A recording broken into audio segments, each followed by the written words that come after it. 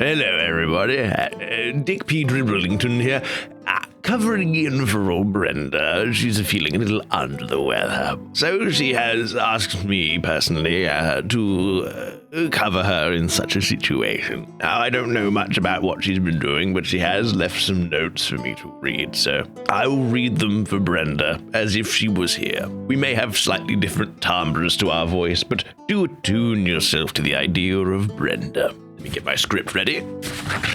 As you may remember, last episode, you arrived in a new map, a travel beyond the veil, to seek your wildest dreams. As a witch, as I enter my new home for the time being, I settle down near a lone house next to a gravesite. It seems as though this person might not be acclimatized to the idea of having neighbors. Perhaps they are acclimatized, and they just wish not to be part of that situation. So, I feel the only kind thing to do is to go and introduce ourselves. I give it a gander up to the front door of this lonely lodge, surrounded by crows, to meet a lady named Tossia, the gravedigger. She's batshit insane, apparently, but she's a lovely lady. We get to nattering a little, and she lets on that she's a little peeved at the moment because the locals are building up their scarecrows for harvest season, see.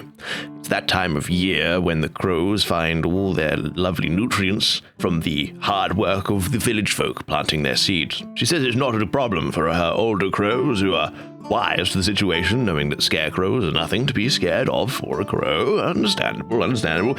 They are wise to the deception, and they know not to be scared of these scarecrows. However, younger crows are not so wise, and they are scared of the scarecrows. Understandable. They're quite spooky even for me. I let her know I'll do what I can, whether it is through diplomacy or pure, unadulterated destruction. But I assure her young crows will roam these lands untethered, unbound by fear, to feed as they desire. Can't believe Brenda actually wrote that. That's crazy.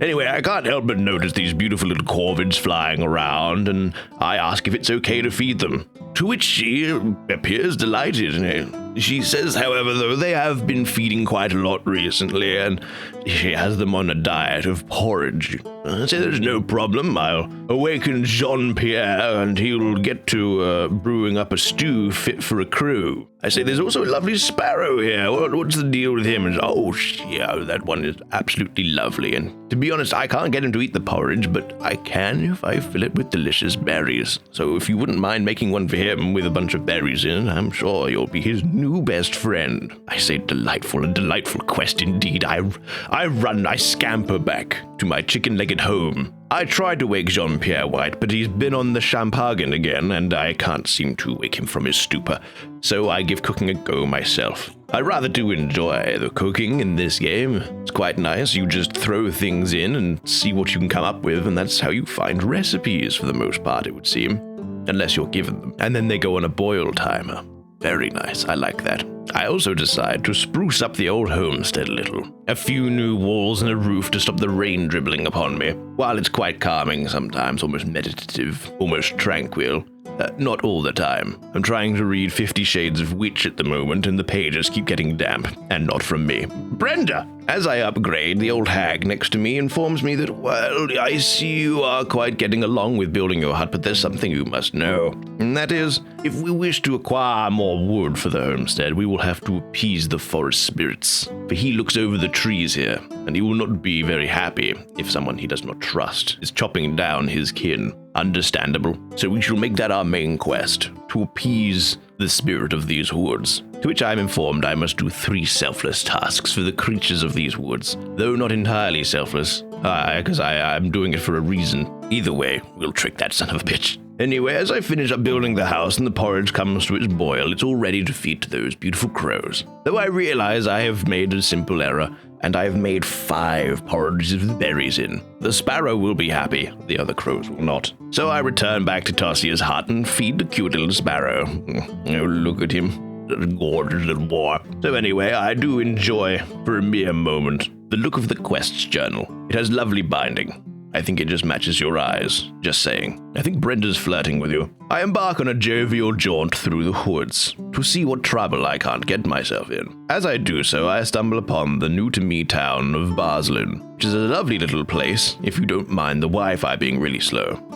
I do mind. I decide to have a gander and a peek through the townsfolk's personal effects to see what secrets they might be hiding. When I am blinded, I feel as though I'm about to meet God, as my retinas make out with the sun's gorgeous rays of flashbang sunshine. After a quick and speedy recovery, I meet this guy, who's a lumberjack, by the way, who tells me his buddies are missing, and asks me to keep a good old lookout for them. I usually like lumberjacks, but my black tourmaline crystal started vibrating near this one, so I'm not sure I trust him. To get out of the situation, I pretend I'm interested in shopping, so I head over to the vendor and pretend I'm engaged with a purchase. But in reality, a girl like me's got no spending cash to speak of. I'm in between jobs, you see. I have another wander about and I find this little log guy amongst these logs. I free him, but I can't help but think that either he was playing a very great game of hide and seek, or he was trying to end his own life, because we all know where being a log gets you. I meet this lady nearby.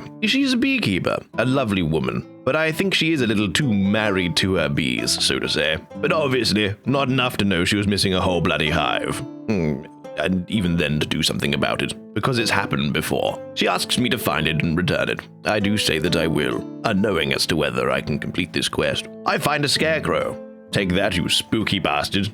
Won't upset my crows no more. Before I set off gallivanting again, I go and meet the hunter. He's a nice man, but I didn't listen to a word he said. I'm hyper-focused on hoping that Jean-Pierre White wakes up in time to take the porridge off the boil before it burns. I decide to steal some things with my crows. By stealing things, I have made these things mine, omitting me of any accusation of having stolen goods, because they are not stolen goods. They are now my goods. I have it on good authority that there are some lovely hungry deer up in the woods over here, and feeding them some berries will appease the forest spirit around here, completing one of my 3 quests to get on his good side. So I crossed this river, getting my legs wet. Oh, it's cold. I put out a flat palm full of berries and stand as still as a tree. The deers do so notice and slowly, cautiously approach and eat the berries from my benevolent hand. Soon after, the forest spirit appears. It is a leshy. He knows of why I'm doing good things for the forest, but I'm doing good things nonetheless, and he appreciates the effort. He says he will be keeping an eye on me. I had his curiosity. Now I have his attention. I wander back home. Jean-Pierre White is asleep, but it is quite clear that he did take the porridge off the boil, so it's all good to go. And I take it and I go feed the crows. After that, I go for a mild bit of exploring again out in the wilderness, and it seems God really does want to meet me because I'm almost blinded again. But I don't consent to it, so nothing happens. Off gallivanting again, I suppose. I come across these hunting stands, and as beautiful as they are, I don't believe that they're real. Merely hallucinations of my laudanum-endowed mind. Wandering through the swamp to see what else I can find, I come across a funny-looking rock, though I feel a strange sense around it and I shouldn't approach any further. The tourmaline isn't vibrating, but I know that something's off. Can't get it every time. As I wander apparently a bit too wide, I think I find the edge of the map, as it's covered in a deep fog that won't let me go any further. Cresting this edge, I do find a gathering of shroom buddies. Oh, what a jovial time they must be having. But loitering is a sin, and I murder them. After a swift bit of shroom murdering, I find a fire to sit by, and I rest my weary bones and warm them by this embering fire.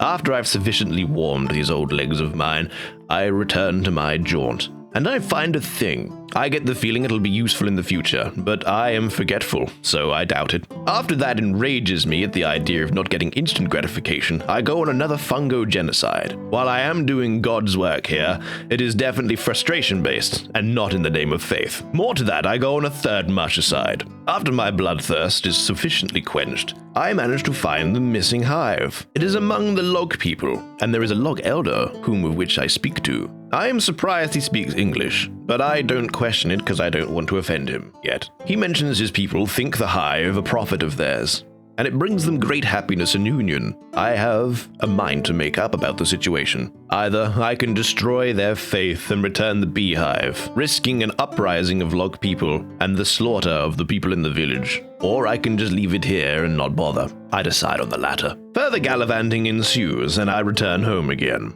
A little cooking mama action. Just for me. I arise my chicken once more, to relocate my home to a more ideal location. One quest the log elder gave me was of a little area of which I have to give some kind of honey-based porridge to. I'm not quite sure why I have to feed the ground, but the leshy loves it. 2 out of 3. And being ever so respectful to the leshy's forest, I stomp carefully through it. making sure not to uproot any sort of tree or bush along the way. Also, fuck your stands. I managed to get my feet wet again, finding these half-sunken boats. Some fully sunken, some half-sunken. They're filled to the brim with treasure that was obviously left for me, because why would someone sink a boat and not take their treasure with them? They obviously don't want it. I find someone's stuff, and I borrow it. Forever. I find this terrible place to build your home. And I continue onwards with the knowledge that I will never build my home in such a way. Plus, this one doesn't have chicken legs on it. I yet find some more stuff to borrow, indefinitely. I find this person's stuff, who obviously didn't want me borrowing their stuff, but not wanting me not to borrow it enough where they hid it very well. I mess up this berry bush's day. The ting goes scraw. I reload the game. I wander into this fog where apparently I'm not allowed to go. The screen goes black, and I appear outside of it again. Canonically, I get a little confused and fall asleep. Then I wake up with a popsicle stick in my mouth. Adventuring further, I find more huts. This man's architecture infuriates me, and my corvid butters perish. I harvest the bones of the stand. I also come across something delicious to keep those pesky doctors away. They won't stop sending me spam emails, and I'm sure this will solve it. Little life hack for you. If your doctor won't stop sending you messages, send him a picture of an apple, and he will vanish. How dare you scare my crows? Take this, heathen! For scaring my crows, I take all their wheat as punishment. All this vengeance and wandering has brought me to a rather alarming state of famishment. I feel so hungry I try to eat this rabbit. As I break it out of its holding, the forest spirit appears once more, thinking I have enacted a selfless act. He does not know that I was trying to eat the rabbit, but don't tell him, please. He thinks I was merely trying to set this bun free. 3 out of 3. He's very happy with me now. He asks me to meet him by his tree, I think. Anyway, mere seconds after he leaves, I collect the bun, and I run away before I am seen. I come across more mushrooms having a gaggle of a time, but I let them live. Not all mushrooms are bad. It's just a small minority that gives them all a bad name, you see. This card over here holds my soon-to-be things, so I steal them, as is tradition. I figure all this excitement has satiated my hunger. For now, I let the bun live. The chair agrees. I also happen to remember this small bird was suffocating in my pocket, so I set him down. He doesn't fly away, so he's either happy with where he is, or he's scared shitless and needs a breather. I return to the log people, that are called lurgy, by the way, but I don't care for that, and tell them that I've completed their quest, and that they will be keeping the hive. They were overjoyed. I arise my chicken once more, to go on a stroll through the countryside. What I find quite peculiar is that no one seems to mind this giant pair of chicken legs carrying a full-sized home roaming across the countryside. But maybe they just know how powerful I am and are too afraid to say anything. Halfway through my stride as I approach the giant tree, I meet the leshy again, and it seems he has some sick moves to show me.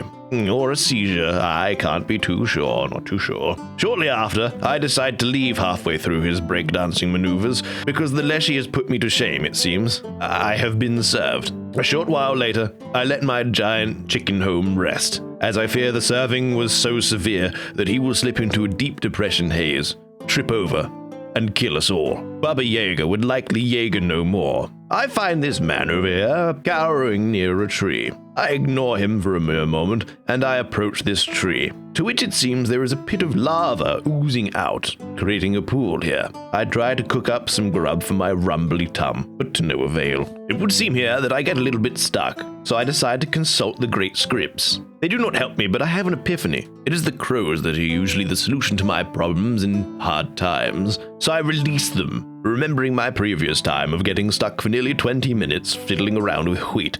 I narrowly avoid my past traumas with an epic mind dodge, and I bottle the bottle that I had bottled my previously bottled up emotions in. I survive another day. The pine cones I collect from this tree seem to be what I can cook in this lava, so I do so. I am told by the leshy that these pine cones, now that they have been dipped in this sacred lava, can be used to plant more trees. Look at this here. The gift of giving is truly giving me a good time.